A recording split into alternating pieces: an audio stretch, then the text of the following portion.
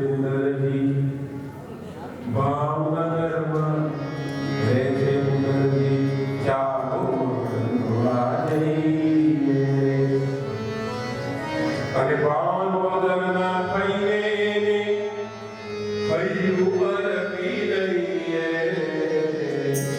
ચાલો મળવા જઈએ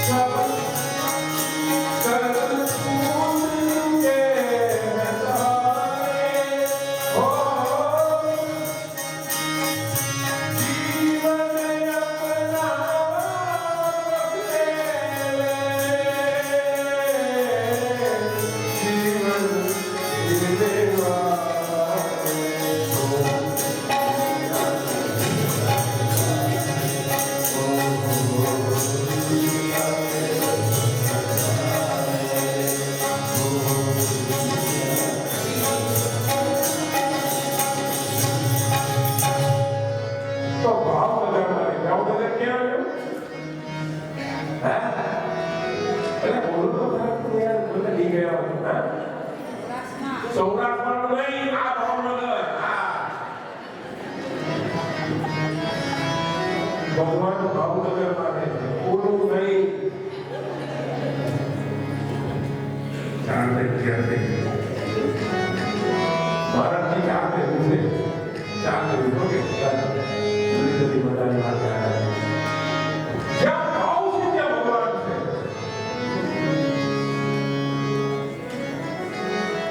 છે એક ગામમાં એક કથા કરતા અને કથા કરતા આખું ગામ કથા સાંભળવા માટે આખું ગામ એક બાકીને ખાલી આખા ગામના પાદરમાં એક રબારી વાસ હતો એમાંનો એક રબારી જેને જિંદગીમાં સત્સંગ શું એ જ ખબર નથી ઘરમાં બેઠી એની પત્ની રોજ કે જાઓ ને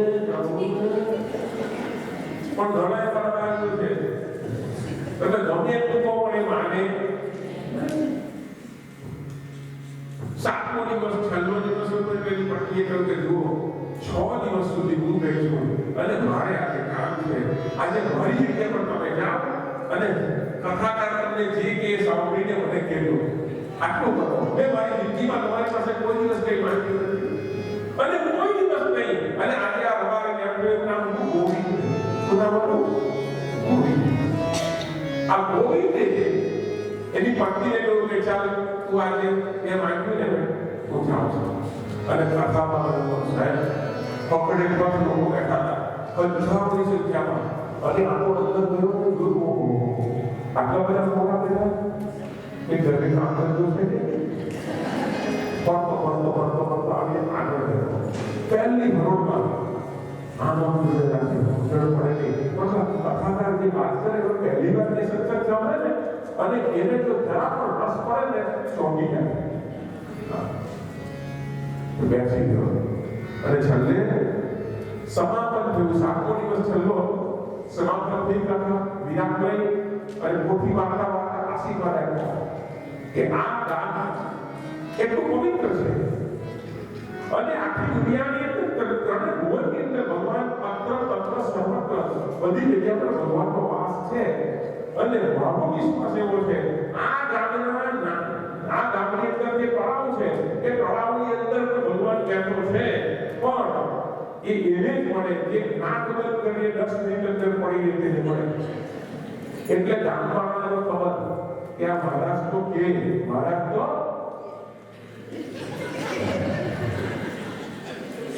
આપણે કઈ કરવાનું એ તો બોલે. બધા ગામવાળા ઘરે ગયા પેલાને એમ થયું કે આ મહારાજે એમ કહ્યું છે કે આપણા ગામના તળાવની અંદર ભગવાન છે જે નાક બંધ કરી 10 મિનિટ અંદર રહીને ભગવાન મળે તો લાવ ને હું ભગવાન લઈને જાઉં મારી પત્નીને આપું.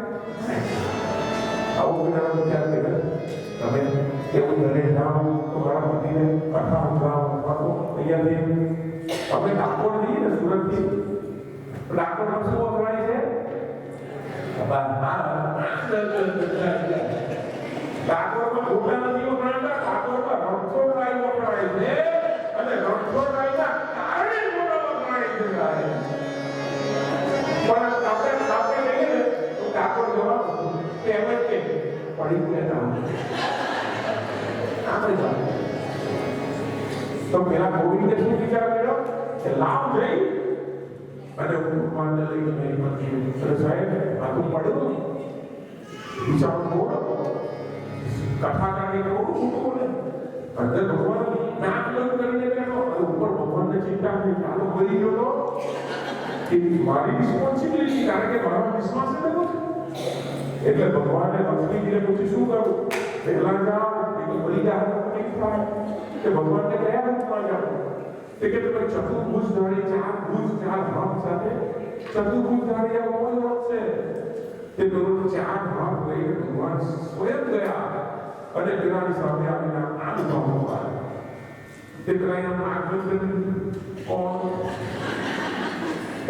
ભગવાન કે ભગવાન રેકોગ્નાઇઝ નહીં માય સેલ્ફ આધાર કાર્ડ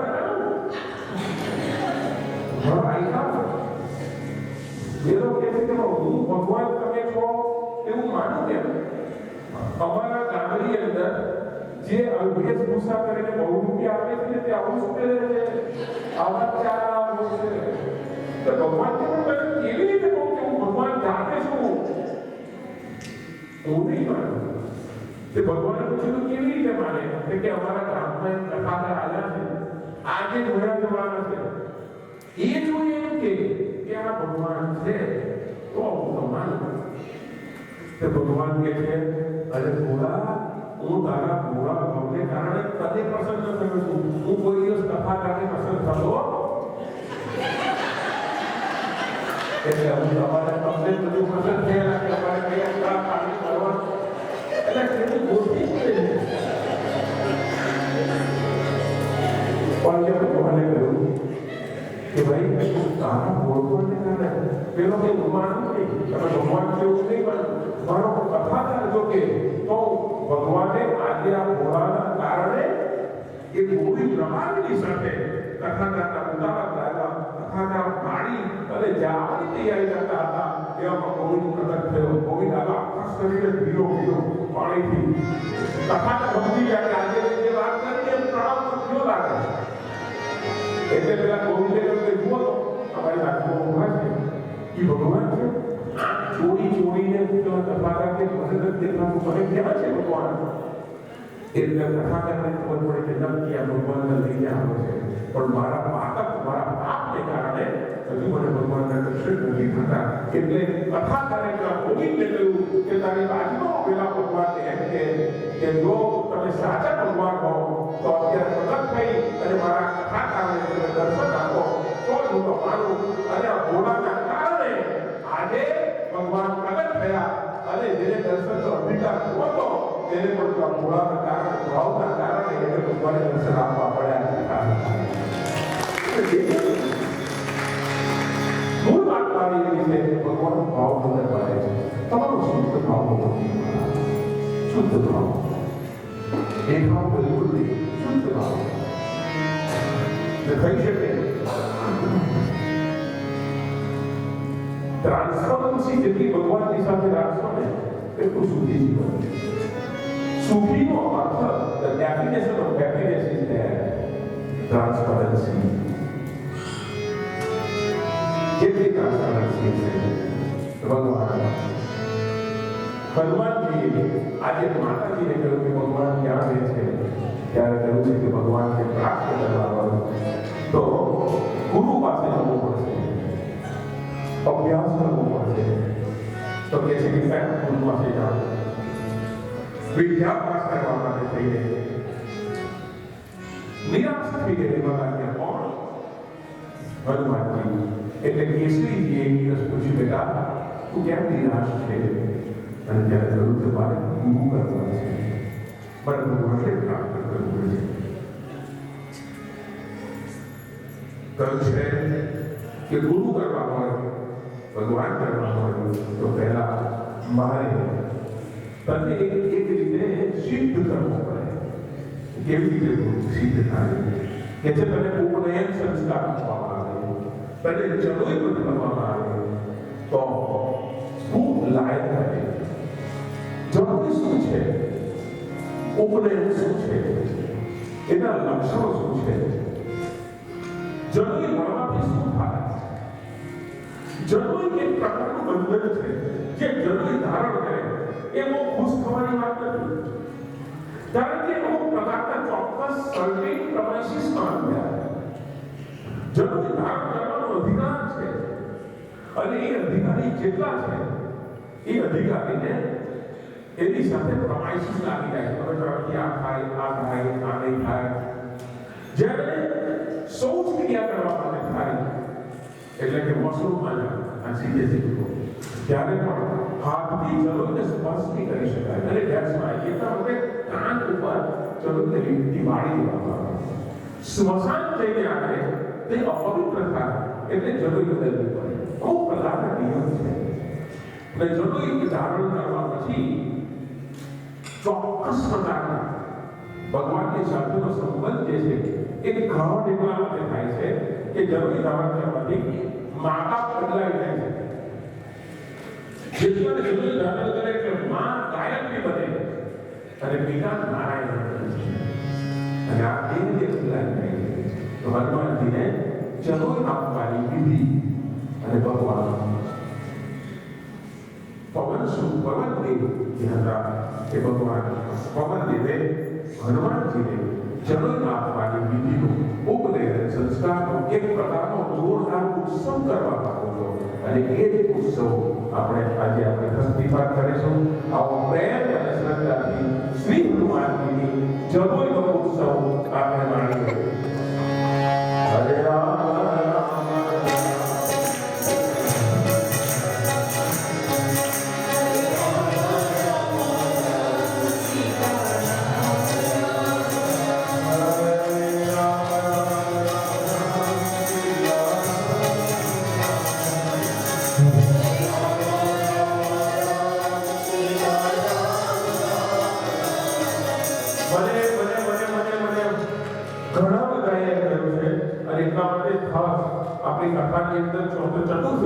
ચોથા દિવસે શ્રી હનુમાન ચાલીસા પર કથા છે. મને મન અને વડીલ જેને હું વર્ષોથી ઓળખું છું, આ વડીલ છે એ વડીલ આવે મને કે મહારાજ મને આ હનુમાન ચાલીસા ની પંક્તિ મને કહી કે એ મને જરા છે ડીપલી સમજાવજો. આપ સૌને કરવાની પ્રાર્થના કરું છું. જે પરમ દિવસની કથા જે છે એ હનુમાન ચાલીસા પર કથા, એક એક લીટી, એક એક લાઈન, એનો અર્થ ગુજરાતીમાં હું તમને બધાને સમજાવી કે આનો અર્થ આ થાય અને આનો અર્થ હનુમાનજી પાસે શું હતું અને કેવી કેવી સિદ્ધિ છે. એની કથા પ્રેમ પ્રસન્નતા છે. પણ શું હરે રામ છઠ્ઠા દિવસે અહીંયા અન્નકૂટની વ્યવસ્થા છે. અન્નકૂટનો પ્રસંગ છે અને અન્નકૂટ માટે આપ સૌને કરબદ્ધ પ્રાર્થના કરવામાં આવે છે કે અન્નકૂટ માટે આપ સૌ આપના ઘરેથી ચોક્કસ પ્રમાણ આપવામાં આવશે, અથવા તો જે સૂચના આપવામાં આવશે છઠ્ઠા દિવસે ડે 6 છઠ્ઠા દિવસે તમારે લઈ આવવાનું છે. સાતમા દિવસે આ કથાની બહારનો વિષય છે please let me clear myself. Ram અને સીતાજીના લગ્ન વિવાહોત્સવ એ એટલા માટે કે લોકોની ડિમાન્ડ હતી ને ખાસ કરતું હોય એટલે મને આગ્રહ હતો કે આપણે એવો પ્રસંગ કરીએ. હા, કન્યા પક્ષે યાની કે સીતા પક્ષે આપણને યજમાન મળી ગયા છે અને વર પક્ષે એટલે કે રામ પક્ષે હજુ યજમાન બાકી છે. આપ સૌને ગણપતિ પ્રાર્થના કરું છું કે આટલા દિવસની અંદર તૈયારી કરો, ઘરે પૂછીને આવો અને રામ પક્ષે ભગવાન રામના માતા પિતા બનવાનું અને એના લગ્ન કરાવવાનો લાભ તમને જોઈતો હોય એ 7મા દિવસે છે, એના પણ યજમાન બની જશો એવી આશા અભ્યર્થ સાથે હરે રામ રામ રામ.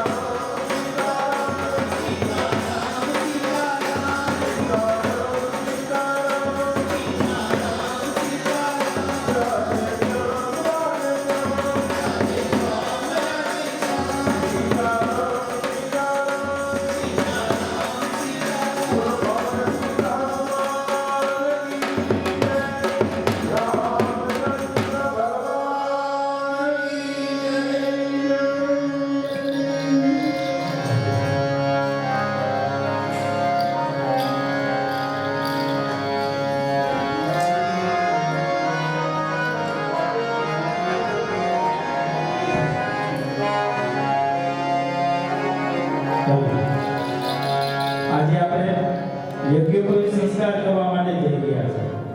આમ તો બધાને ખબર છે કે યજ્ઞોપવિત સંસ્કાર શું છે.